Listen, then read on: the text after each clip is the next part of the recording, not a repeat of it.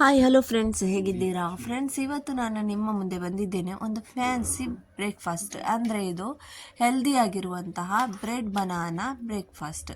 ಇದನ್ನು ಮಾಡೋದಂತೂ ಎಷ್ಟು ಈಸಿ ಅಂದರೆ ಇದನ್ನು ತಿನ್ನಲಿಕ್ಕಂತೂ ಇದರ ಟೇಸ್ಟ್ ನಮ್ಮ ಬಾಯಿಂದ ಹೋಗಲಿಕ್ಕೆ ಇಲ್ಲ, ಆ ಥರ ಇರ್ತದೆ. ಅಂದರೆ ನೀವು ಒಮ್ಮೆ ಮಾಡಿದರೆ ಮಕ್ಕಳು ನಿಮ್ಮೊಂದಿಗೆ ಹಠ ಮಾಡ್ಬೋದು, ಇನ್ನೊಮ್ಮೆ ಇದೇ ಬ್ರೇಕ್ಫಾಸ್ಟ್ ಮಾಡಿಕೊಡಿ ಅಂತ. ನಾನು ಇದು ಸಂಡೇ ಸ್ಪೆಷಲ್ ಮಾಡ್ತಾ ಇದ್ದೇನೆ. ಸಂಡೇ ಮಾರ್ನಿಂಗಲ್ಲಿ ನಾನು ಮಕ್ಕಳಿಗೋಸ್ಕರ ಬ್ರೇಕ್ಫಾಸ್ಟ್ ಮಾಡ್ತಾ ಇದ್ದೇನೆ. ಇದು ನನ್ನ ಮಕ್ಕಳಿಗಂತೂ ತುಂಬಾ ಸಖತ್ತಾಗಿ ಇಷ್ಟ ಆಯಿತು. ನಿಮಗೂ ಕೂಡ ಇದು ಇಷ್ಟ ಆಗಬಹುದು ಅಂತ ಅನಿಸಿದ್ದೇನೆ. ಮನೆಯಲ್ಲಿ ದೊಡ್ಡವರಿಗೂ ಕೂಡ ತುಂಬಾ ಇಷ್ಟ ಆಯಿತು. ಇದನ್ನು ಹೇಗೆ ಮಾಡೋದಂತ ನಿಮಗೆ ತೋರಿಸ್ಕೊಡ್ತೇನೆ. ತುಂಬ ಈಸಿಯಾಗಿದೆ, ಏನೂ ಕಷ್ಟ ಇಲ್ಲ ಫ್ರೆಂಡ್ಸ್. ಇದನ್ನು ಸ್ಕಿಪ್ ಮಾಡ್ಕೊಳ್ಳದೆ ಫುಲ್ಲು ನೋಡಿ ಅಷ್ಟೇ. ಇಲ್ಲಿ ನಾನು 3 ಬಾಳೆಹಣ್ಣು ತಗೊಂಡಿದ್ದೇನೆ. ಈಗ ಬ್ರೆಡ್ ನಮಗೆ ಎಷ್ಟು ಬೇಕೋ ಅಷ್ಟು ತಗೊಳ್ಬೇಕು. ಬಾಳೆಹಣ್ಣು ಸಿಪ್ಪೆಯನ್ನು ಈ ಥರ ತೆಗೆದು ರೌಂಡಾಗಿ ಸ್ಲೈಸಸ್ ಕಟ್ ಮಾಡ್ತಾ ಇದ್ದೇನೆ. ನೋಡಿ ಈ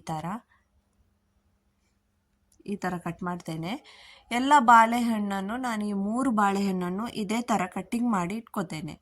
ಫ್ರೆಂಡ್ಸ್, ನೀವು ನನ್ನ ಚಾನಲ್ನಿಗೆ ಫಸ್ಟ್ ಟೈಮ್ ವಿಸಿಟ್ ಮಾಡೋದಾದರೆ ಸಬ್ಸ್ಕ್ರೈಬ್ ಮಾಡ್ಕೊಳ್ಳಿ. ಅಲ್ಲ, ನೀವು ನನ್ನ ವೀಡಿಯೋಸ್ ಎಲ್ಲ ನೋಡ್ತಾ ಸಬ್ಸ್ಕ್ರೈಬ್ ಮಾಡಿಲ್ಲ ಅಂದರೆ ಒಂದು ಸಬ್ಸ್ಕ್ರೈಬ್ ಮಾಡಿ ನನ್ನ ವೀಡಿಯೋಸ್ ಎಲ್ಲ ನೋಡಿ.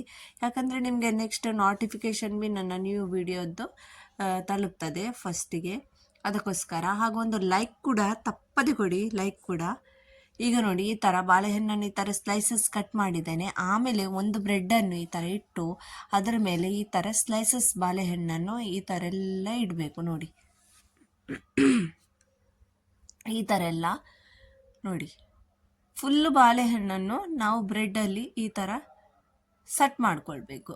ಆಮೇಲೆ ಒಂದು ಫೋಕಲ್ಲಿ ಈ ಥರ ಪ್ರೆಸ್ ಮಾಡಬೇಕು. ಫೋಕ್ ಇಲ್ಲ ಅಂದರೆ ಪರವಾಗಿಲ್ಲ, ಒಂದು ಸ್ಪೂನಲ್ಲಿ ಕೂಡ ಈ ಥರ ನೀಟಾಗಿ ಪ್ರೆಸ್ ಮಾಡ್ಕೊಳ್ಳಿ. ಯಾಕಂದರೆ ಈ ಥರ ಪ್ರೆಸ್ ಮಾಡೋದ್ರಿಂದ ನೀವು ಇದನ್ನು ಲಾಸ್ಟಿಗೆ ಫ್ರೈ ಮಾಡುವಾಗ ಈ ಬಾಳೆಹಣ್ಣು ಬ್ರೆಡ್ಡಿನಿಂದ ಕೆಳಗಡೆ ಬೀಳಲ್ಲ, ಇದರಲ್ಲೇ ಇರ್ತದೆ ಅಂದ್ಕೊಂಡು. ಅದಕ್ಕೋಸ್ಕರ ಆಮೇಲೆ ಮತ್ತೊಂದು ಬ್ರೆಡ್ ಅದರ ಮೇಲೆ ಇಡೋಣ. ಆಮೇಲೆ ಅದೇ ಥರ ಸೇಮ್ ಟು ಸೇಮ್ ಪ್ರೊಸೆಸಿಂಗ್ ನೋಡಿ, ಅದೇ ಥರ ಈ ಥರ ಸೆಟ್ ಮಾಡ್ಕೊಳ್ಳೋಣ. ಮತ್ತು ನಿಮಗೆ 4 ಲೇಯರ್ ಬೇಕಂದರೆ 4 ಬ್ರೆಡ್ ಇರ್ಬೋದು. ನಾನಿದು 3 ಬ್ರೆಡ್ ಅದು ಮಾಡ್ತಾ ಇದ್ದೇನೆ.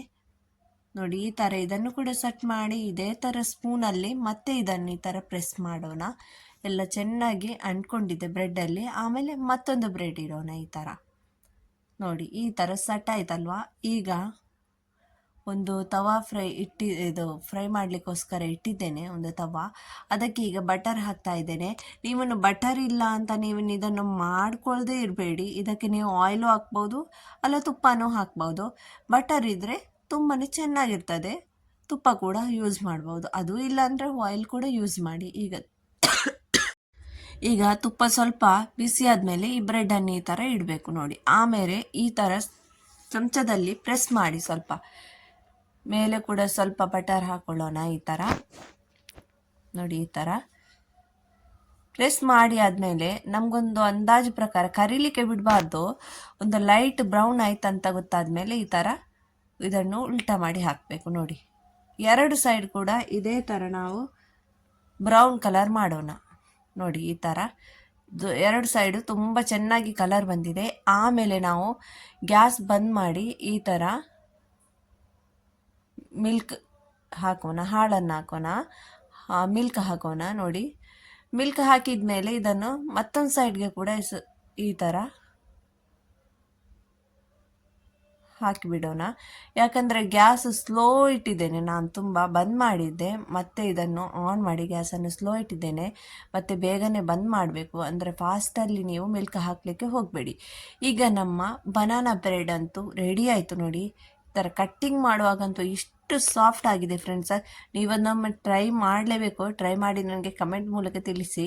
ಅಂದರೆ ನೀವು ನಾನು ಹೇಗೆ ಮಾಡಿದ್ದೇನೆ ಅದೇ ಥರ ಮಾಡಿದರೆ ನಿಮಗೆ ಕರೆಕ್ಟಾಗಿ ಬರಬಹುದು.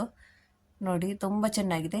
ಇದರ ಮೇಲೆ ನಿಮಗೆ ಫ್ರೆಶ್ ಕ್ರೀಮ್ ಏನಾದರೂ ಬೇಕಂದರೆ ಎಕ್ಸ್ಟ್ರಾ ನೀವು ಹಾಕ್ಕೊಳ್ಳಿ. ನಾನಂತೂ ಇದೇ ಥರ ತಿಂದ್ರೇ ಸೂಪರ್ ಆಗಿತ್ತು. ಇನ್ನೊಂದು ಸಲ ನಿಮಗೆ ಇನ್ನೂ ಯಾವ್ಯಾವ ಥರದ ರೆಸಿಪೀಸ್ ಬೇಕು ಏನು ಅಂತ ನೀವು ನನಗೆ ಕಮೆಂಟ್ ಮೂಲಕ ತಿಳಿಸ್ಕೊಡಿ ಫ್ರೆಂಡ್ಸ್. ಇಷ್ಟು ಸಾಫ್ಟ್ ಅಂದರೆ ಸ್ಪೂನಲ್ಲಿ ಈ ಥರ ಕಟ್ ಮಾಡುವಾಗಲೇ ತುಂಬ ಸಾಫ್ಟ್ ಬಂದಿದೆ ನೋಡಿ. ಓಕೆ ಫ್ರೆಂಡ್ಸ್, ನಾನು ನನ್ನ ಈ ಒಂದು ಪುಟ್ಟ ವಿಡಿಯೋಸ್ ಇಲ್ಲಿಗೆ ಎಂಡ್ ಮಾಡ್ತೇನೆ. ನಾವಿನ್ನೂ ಸಿಗೋಣ ನೆಕ್ಸ್ಟ್ ವಿಡಿಯೋದಲ್ಲಿ. ಅಲ್ಲಿ ತನಕ ಟಾಟಾ. ಬಾಯ್, ಟೇಕ್ ಕೇರ್. ಸಬ್ಸ್ಕ್ರೈಬ್ ಒಂದು ಮಾಡಿ ನೆನಪಲ್ಲಿ, ಲೈಕ್ ಆ್ಯಂಡ್ ಕಮೆಂಟ್ಸ್ ಕೂಡ ಮಾಡಿ. ಬಾಯ್ ಬಾಯ್. ಥ್ಯಾಂಕ್ ಯು ಸೋ ಮಚ್ ನನ್ನ ವಿಡಿಯೋ ಫುಲ್ ವಾಚ್ ಮಾಡಿದ್ದು.